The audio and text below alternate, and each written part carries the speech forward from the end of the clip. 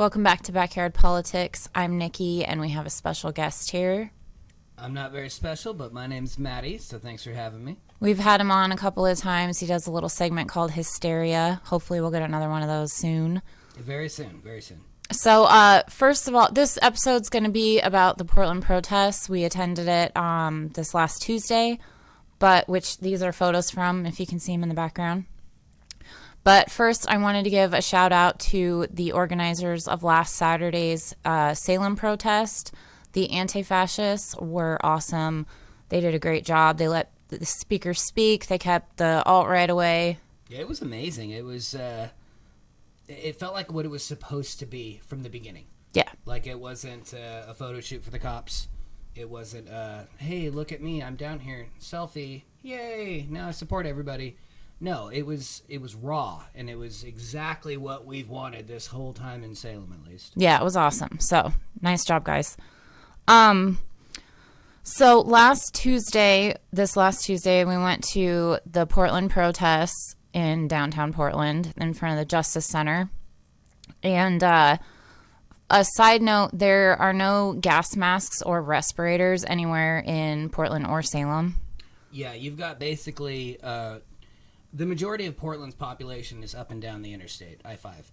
And pretty much every county from Salem upwards, you got nothing as far as respirators go, or like you said, gas masks. They're just cleaned out.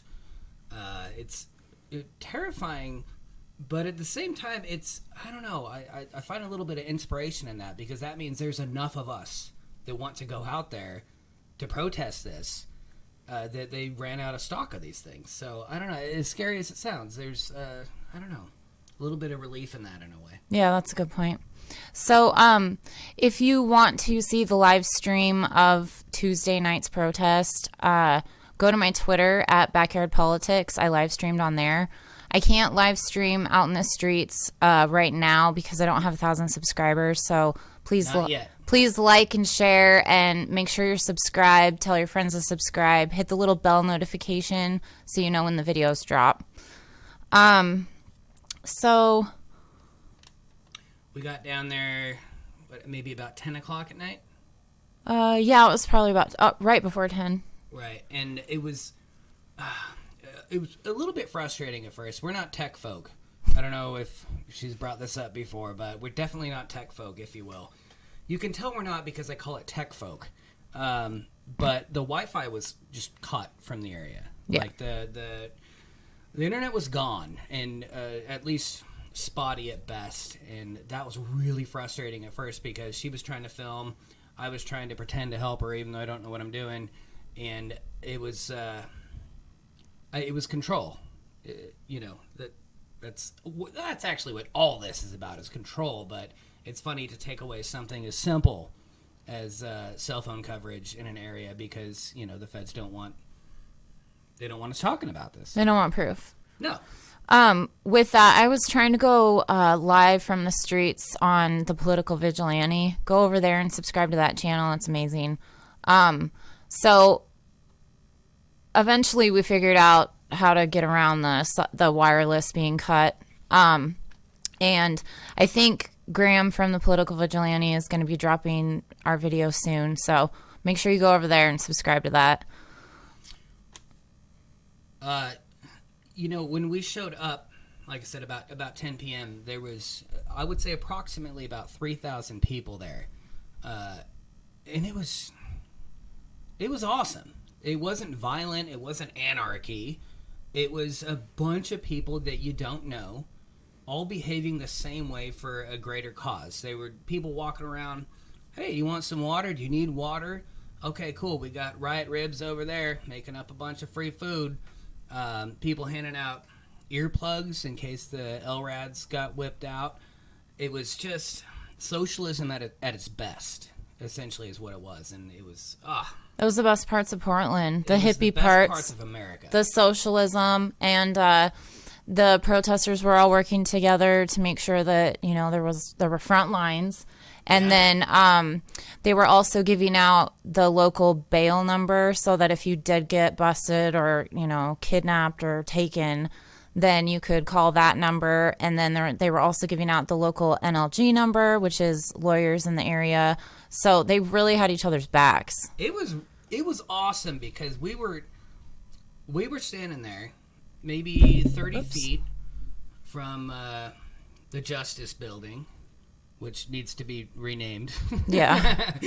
But we were standing there, like, right in front of it, and this woman comes up that, obviously we didn't know, and she's got a Sharpie, and she just walks right up. She's like, hey, do you have the NLG number?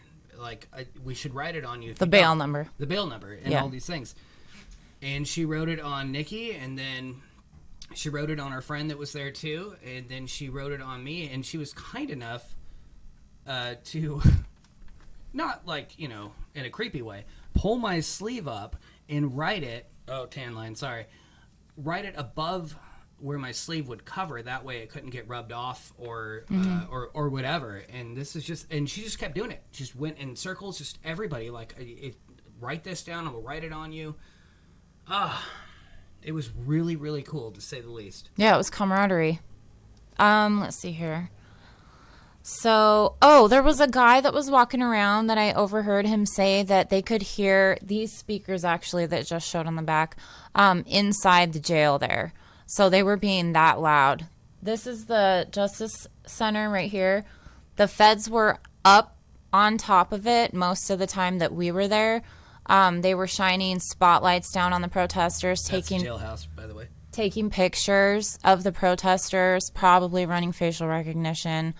They were taunting the protesters. The protesters took these, like, green laser pointers that are, like, meant to point out stars, I guess.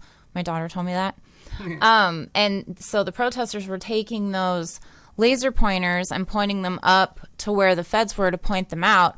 And then one awesome lady, she had this thing that looked like a DeWalt drill, and it was a fucking spotlight. And she said it was 1,200 lumens, for any of you that know what that means. And she was shining it up there, and you could see the feds' heads and their cameras. It was like... This is on my live stream on Twitter. Definitely check that out. I've watched it, like, twice, even though I was... it was like they were playing peekaboo. Yeah. It was... we were obviously on the ground, and in the Justice Building, they were up, I don't know, maybe 10, 12 flights. So what's that, like 120 feet in the air or whatever. And they just kept, like, poking their heads out right there. Yeah. And there'd be, like, one of them, and then that guy'd go away, and then there'd be, like, three of them, and then they'd move across to the other side of the building. But people with spotlights, especially that chick she was talking about, kept pointing them out up there, shooting the laser lights, and it was... I begged the question to myself, what are you doing up there? I mean, obviously a coherent person would know that they're trying to, take pictures of us, get facial recognition, and attempt to harass us later with it or whatever. But, like, on the humane level, like, you got to think, what are you doing? Are you just taunting us? Are you making fun of us? And then shortly thereafter, they started shining these heavy-ass spotlights down on us, and then the whole crowd flipped them off. It was really poetic. Awesome. I liked it. Yeah, it was poetic justice, to say the least.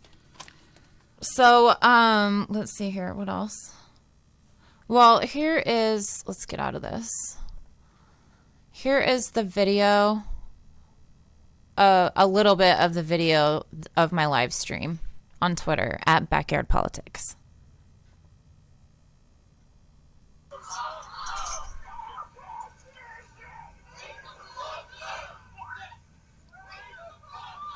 That's the moms right there. Yeah, that's the wall of moms. They kicked ass, by the way. And this is press. So I'm not trying to brag, but it's pretty badass. I got up there in the press line.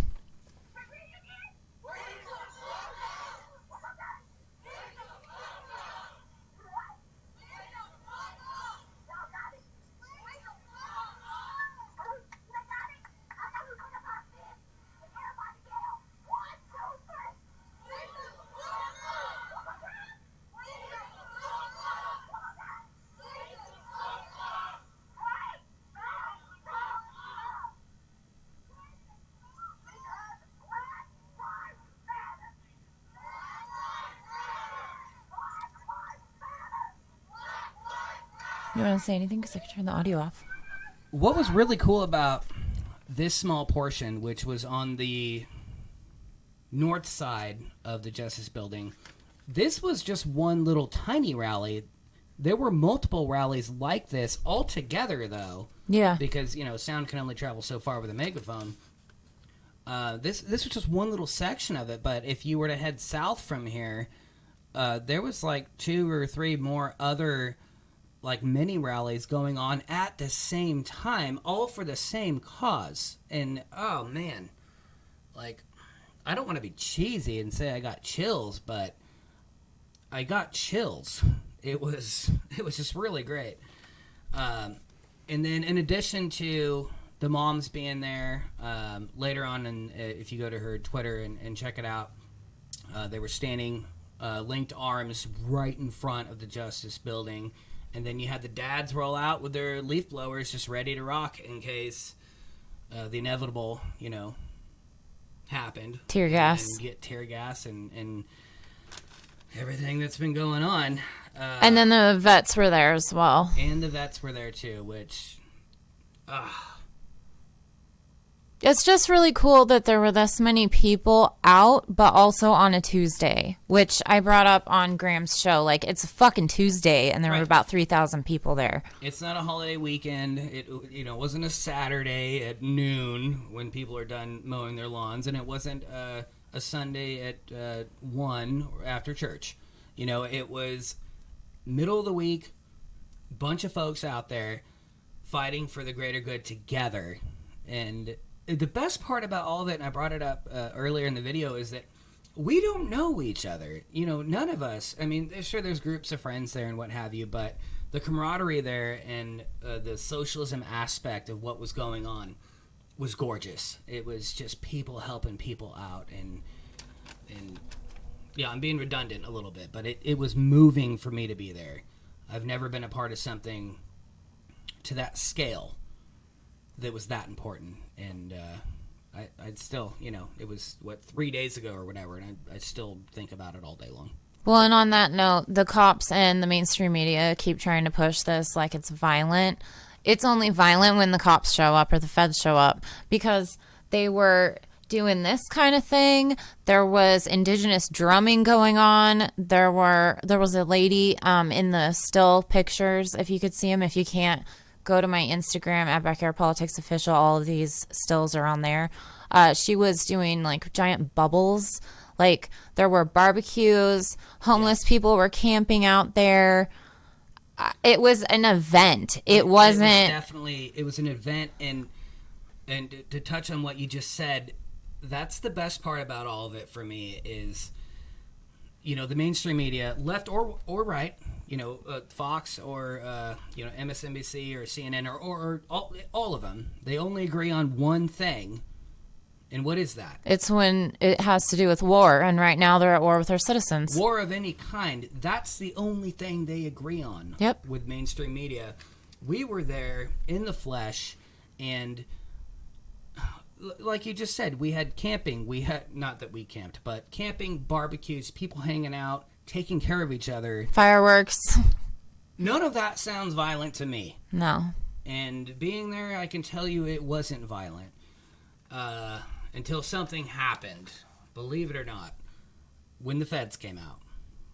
So it was maybe... But we weren't there for that part. We had to leave. The cell phone battery died, so we're going to fix that issue. But we left at about 1:30.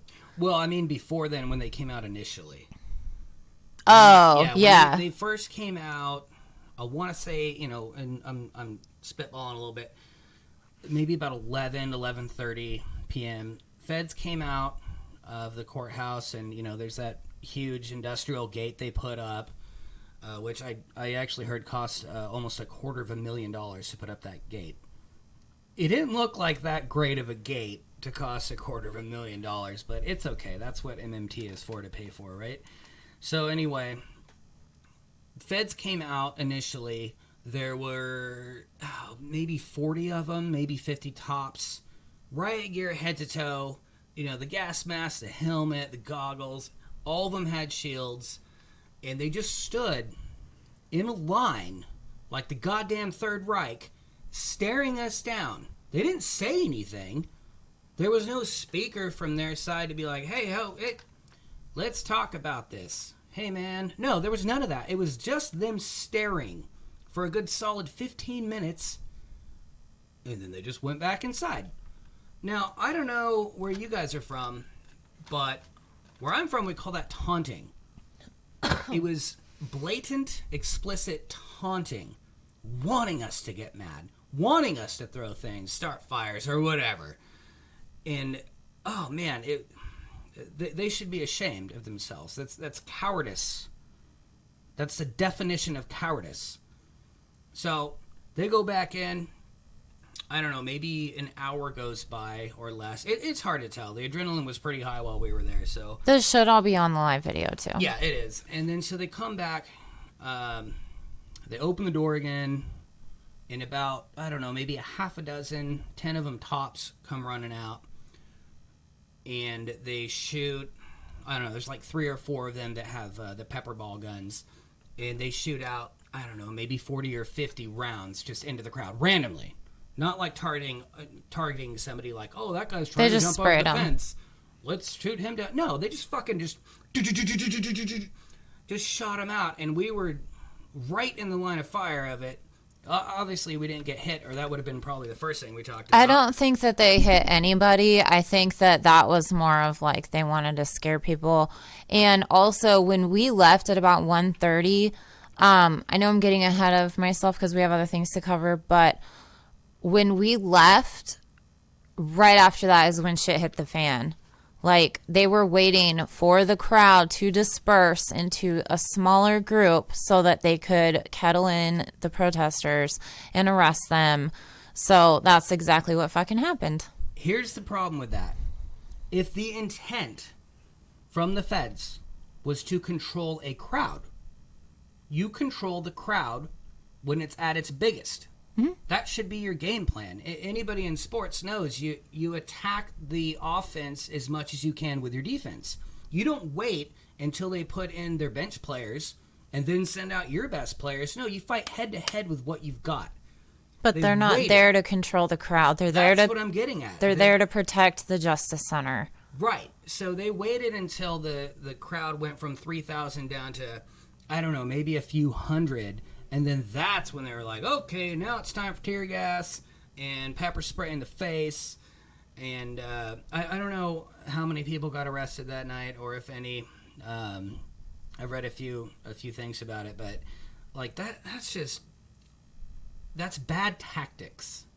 Like, not to repeat myself, but if your goal is to control a crowd, you control the crowd at its biggest. You don't wait and just be a bully or an asshole or a dick until the crowd's dwindled down, and then, all right, now we're going to start fucking with them. It was just, the word cowardice keeps coming to mind on the part of the feds. So now, let me see here. I got a big head, I'll move it. This is what happened right after we left that same night. Because this person, PDX Hydration Station and Umbrella Cross Sticks, which they had lacrosse sticks there to like throw the tear canisters back. Because once again, having this is needed. Why? Laser pointers, because that's all that the protesters were doing. Federal agent carrying an assault rifle with a silencer.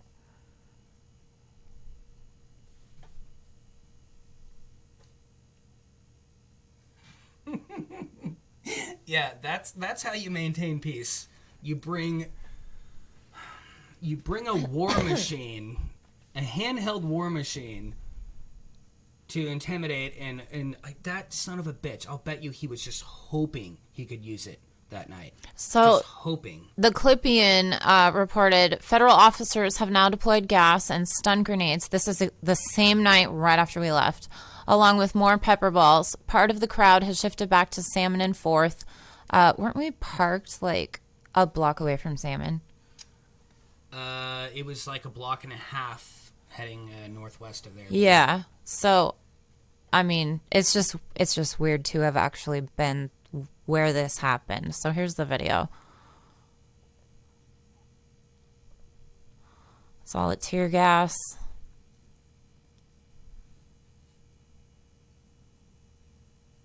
And again, too, if you look at her Twitter feed from the night and saw how many people were there before they started doing this, and then they waited, like I said. Yep. They waited like bullies until it was a small enough crowd that they could manipulate it. That's what they do. So please make sure you're subscribed to this channel. Hit the like button. Share it on your social media. And you can follow me on Twitter at Backyard Politics, Facebook and Instagram at Backyard Politics Official. I'm on Patreon, and I have a Venmo. So please help me out. And until next time, Medicare be with you.